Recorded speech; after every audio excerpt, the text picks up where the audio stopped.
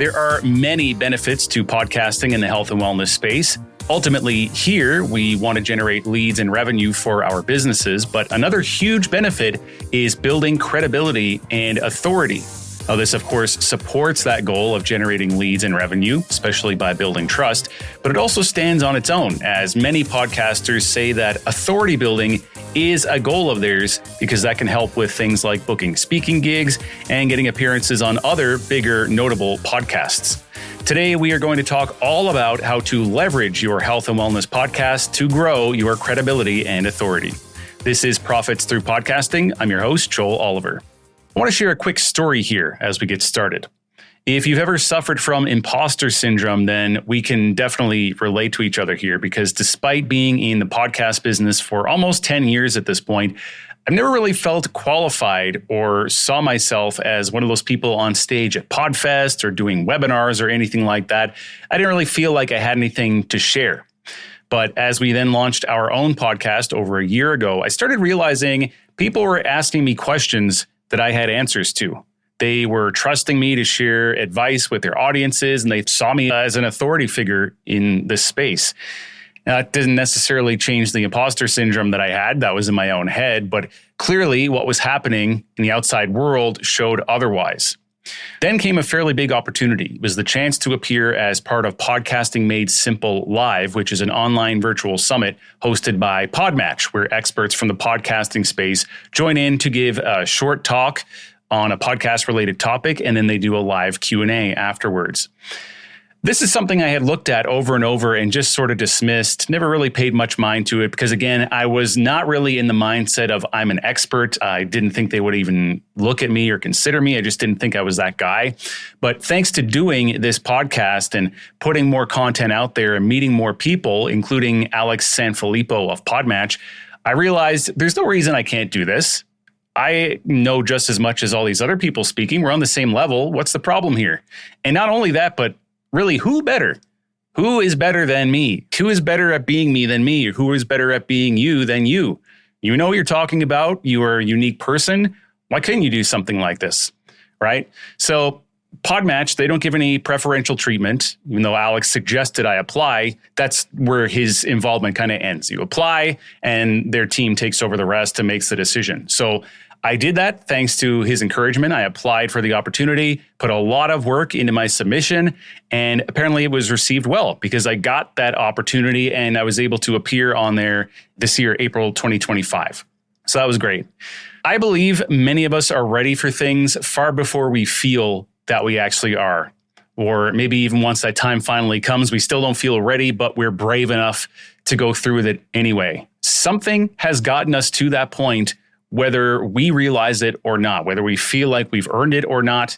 Someone thought that we deserved it. That's how I felt about this event. I had a healthy amount of excitement, slightly anxious to go live in front of 1,000 people, but I knew I could do it.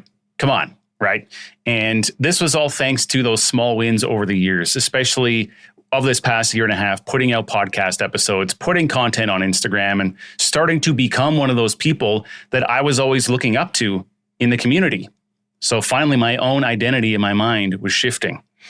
So I shared that story because I want you to see a quick version of how that journey can go. And if you want to start growing your authority and your credibility, how your podcast can play a role in that. For me, the podcast role was giant, not only to give me that confidence that I should be part of something like this, but also the amount of learning that I did by having guests on our show and also appearing on other shows. Right. When we started the podcast, it led me to create some frameworks so that teaching would be easier. And I learned a ton of insight from talking to different people. And that just really helped with the belief that I do have knowledge to share and value to give. Absolutely. It's just my own confidence had to catch up with that. But also, like I said, when I did that submission, they clearly saw, okay, this guy knows what he's talking about. And maybe you don't fully have that confidence developed at that point, but they see something in you. Whoever gives you that opportunity, they see a smart person with lots to share, someone who knows what they're speaking about. And so you've got to trust that's the reason that they're giving you the opportunity, and then go ahead, be brave, and move forward with it. So if this is a type of direction that you want to head with your podcast, which is really no downside, you want to build credibility and authority, If that's the case, then let's talk about now how we can ensure that will happen.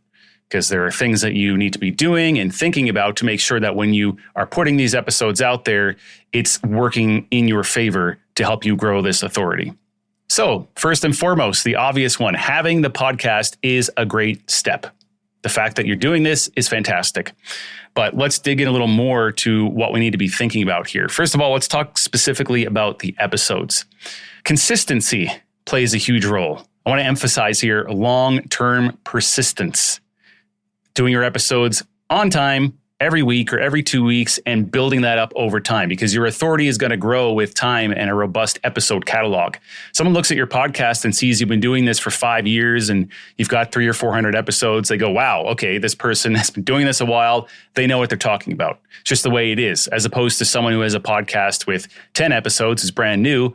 Sure, maybe they know what they're talking about still, but you can't argue with the fact that having a big catalog of episodes is great for boosting your authority and giving you credibility. As well, that consistency is important because you get the opportunity to show and say that I've been doing this once a week for the last 5 years. I never missed an episode. That's what we want to hear. Not, well, I've done it on and off when I felt like it and stopped for a while. That's not so good. Okay, so consistency, really important. Now, let's look at the episode content. You can break these down further, but essentially you could do one of two types of episodes, solo or guest interview. Now, solo, I highly recommend mixing in some of these if you're not doing any at all. You could be doing all solo, that's fine. If you're doing all interview, I recommend we mix in some solo, although optimally, I think you get some good benefits from doing both. But with solo, they are really allowing you to build authority because it's your time to shine, your time to show who you really are, show your knowledge, show your true personality. When you're only ever interviewing people, your guests might be getting value, but they're never fully hearing from you. You might have a few words to say, but typically if you have a guest on, the spotlight's on them. You don't want to be saying too much. And your listeners, they could be hearing great things, but they may actually end up going and doing business with your guests, which is not a bad thing, but if you're only ever highlighting your guests, how about you? You want to maybe get some business from this too. So the solo episodes have a lot of merit, and I highly recommend that you are doing at least some of these. They're arguably easier to produce as well, although some people find it easier to just do interviews than prepare for solo episodes. So I won't even comment on that, but there are a lot of benefits, and definitely you should be doing at least some solo episodes. Now, on the side of guest interviews, if you're only doing solo, and you need to be convinced of why to do guest episodes, I'll tell you some of the benefits that I think here and why these are so important. First of all, of course, the more notable figures that you can have on your episodes, the better. That's going to come with time as you build and grow, but definitely pull any strings that you can to get bigger and bigger guests on your show, because then you're able to springboard off of them to access their audience. You're reaching more and more people. Return for the time that you have to invest. You can use them to connect with other higher profile guests after they have a good experience on your show. So it'll only take a certain connection, and you might already know someone out there who can help you connect with someone else, and then give them a good experience and they'll help you connect with someone else, right? So there's a lot of benefits there. The connections, the learning that you're going to do from all of these people that you have on your show. As I mentioned earlier, I found that invaluable to be able to actually have people come on here, share their knowledge and stories with not only me, but the audience of the podcast gets it. And then I can take that, go back to our clients when we're working together one-on-one, can help them in that way. I can develop our business further. There's just so many benefits that I've found from talking to people, but I wouldn't only do interviews. There's still a benefit of solo as well. Okay, so that's what I think. I think optimally you should be doing both. But in regards to the two types of episodes, that's it. Now, when you're doing this content, whether it is solo or it's the guest interviews, you need to be coming across professional and authentic. This is interesting because authenticity, well, there's probably an amount that we want to keep it locked to. We want to be authentic. We want to be ourselves, but we don't want to make our business, our professional self look bad either. So there's a balance, and I'll leave that discretion with you to figure out exactly where that line is. Being yourself lets other people know who you are and lets them make the decision of, is this the kind of person I want to work with or not? And it's important to put your full self on display. But really, if you want to get into talk that's maybe more suitable for at home, in private, that kind of thing, well, you can decide if you feel that has a place in your podcast or not. But my point is, you want to come across as professional in this health and wellness space where it matters. So if people are trusting you for knowledge about something to do with health and wellness, medical advice, whatever, you want to make sure that in that case, in that aspect, you are appearing professional. You don't want to be second guessing yourself or sounding like you don't know what you're talking about. Ensure that you are confident and you are well prepared for all the interviews and the episode recordings that you do. Piggybacking on that, we want to have quality audio and video. That's also very important, as it gives an impression to the audience of what is this person like? Are they not making any money in their business, so they couldn't even afford a decent camera or to get someone to help edit that kind of thing, or they can't hear you? It all adds up, even if it's subconscious. People just see that the quality just isn't there, versus when there is a nice, sharply produced episode that sounds great and looks great, that's going to make a world of a difference. So absolutely, when you're doing these episodes, make them look good, make them sound good, make the content good, be well researched, show up prepared, cite some sources if you can. That's going to be very integral in boosting your credibility and authority and making it sound like you know what you're talking about. Not necessarily just making it sound that way, but showing people that is the case and not having the opposite effect. Think about how you can deliver actionable, evidence-based advice as well to your audience. If they're tuning in to get this knowledge from you, they want to have a clear picture on, what do I do now? What do I do with this advice? Not just overwhelming them with information and then not giving them a path forward. So that's important as well. And even if that's in, say, a lead magnet or a product that you sell, that's great also. And finally, when it comes to your episode content, ensure that the content is valuable to your ideal client. You can figure this out by knowing your ideal client very well. So just talking to people like that, using feedback, polls, stats from your episode downloads, that sort of thing. But obviously, if we're not putting out content that is relevant to these people, then you're not going to build any credibility or authority, because they're not even going to listen. Next way to build credibility and authority through health and wellness podcasting. This is not so much to do with your podcast, but other people's podcasts, because I want to talk about guest appearances, being on other podcasts to help expand your reach. This is a no-brainer, in my opinion, if you're in the podcasting space already, because you're comfortable being on camera, being in front of a mic, you've got the proper setup for it, you've got lots to say, you should be appearing on other podcasts. And not only that, but consistently trying to get on bigger and bigger podcasts as well, because as I touched on earlier, the bigger audience that you can reach, that's a better value you're getting for your time. Rather than having to do 100 different podcasts where they only have 20 listeners, you get on one podcast with 10,000 listeners. That's great. Okay. But starting out, it's okay. Just having practice is great. So if you're new to this, you haven't done many guest appearances, or your following isn't too big, totally normal to start with some lower sized podcasts, because you've got to kind of have credibility, as we're talking about in this episode, to end up getting those bigger appearances. Right? So take the practice, take what you can get. Don't waste too much time. Know when to cut it off, and know when that time is right that, okay, I don't need to accept every invite anymore or appear on anything. But it certainly helps to build up your skills and get started. It improves your speaking skills, gets you comfortable talking on the fly. You're going to make new connections even more than if you're only doing interviews on your own show. You're meeting all these other people now, which is great. You're reaching their audiences. And it also gives you content to show to other podcasts that are considering having you on. You can say, look, here are my other appearances, and list the notable ones. You can use the video content on your social media. So you're repurposing that and getting even more content for the time that you're investing, which is fantastic.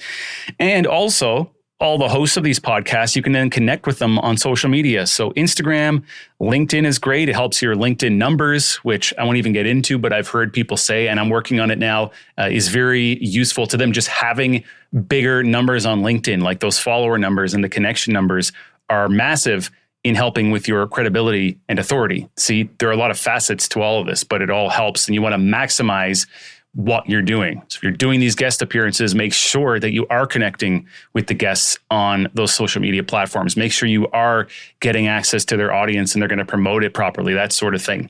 Next up, have a strong brand. This is going to help you stand out. So on your own episodes, guest appearances, social media, everywhere people see you, you're going to stand out. You're going to be received well by the correct people. You'll be memorable, because having a clear brand identity is really what resonates emotionally with listeners. That's when they say, I like this person for some reason, or there's something I like about your brand, or they know that your brand and you are the person to help them. So how do we actually do this? How do you have a strong brand? Well, you need to define your niche and your values. Focus on a specific health and wellness topic. So niche that down even further from just a broad workout coach. Who specifically are you helping? Are you helping moms in their 40s? Are you helping young entrepreneurs? That's going to go a long way with helping articulate who exactly is going to be the right fit to work with you. And not just that, but say the content, the tone in which you present yourself, all these things will add up, right? And let people know if you are for them or if you're not. And it's totally fine if they're not. Not everyone is going to be. We just want to put ourselves out there.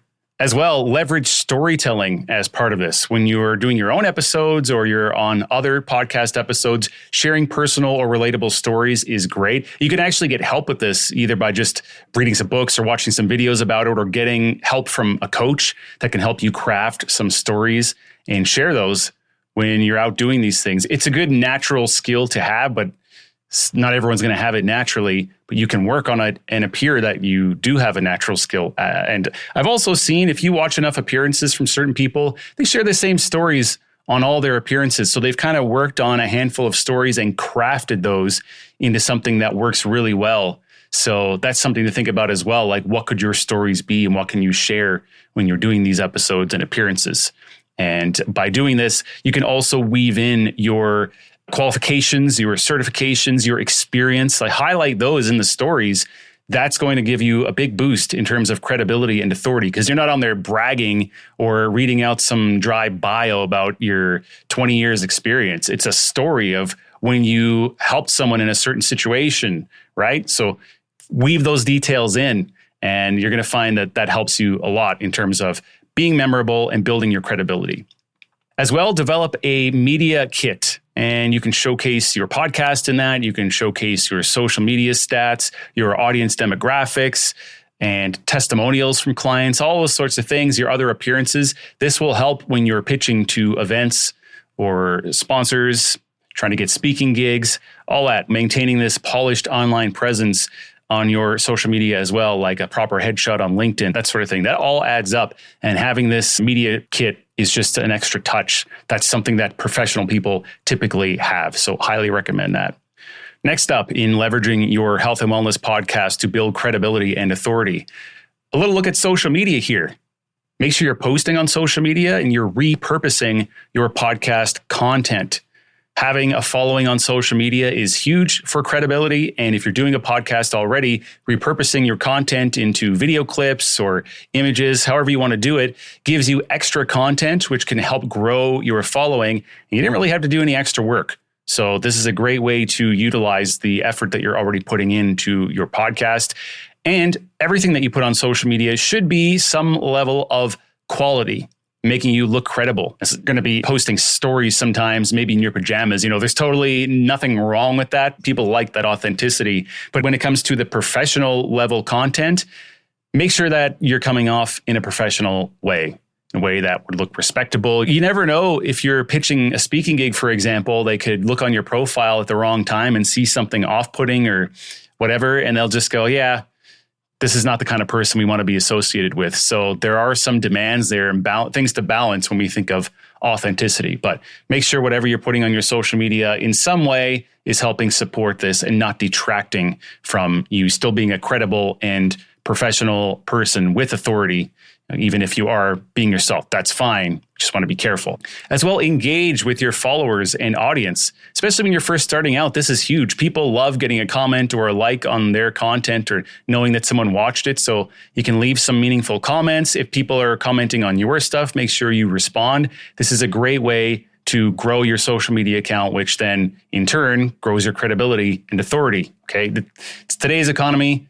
It's just how it is. People check how many followers you have. And if you only have 50, it's not going to bode so well for you. So as much as you might hate it, if you're doing podcasting, you're putting some stuff on social media, we want to put some methodical effort into there in terms of actually growing the social media and making sure what's on there is supporting you in your goals. Another one, gather testimonials from your work and feature those in your podcast when possible. Audio testimonials can be great, or even full-on interviews with clients sharing their success stories.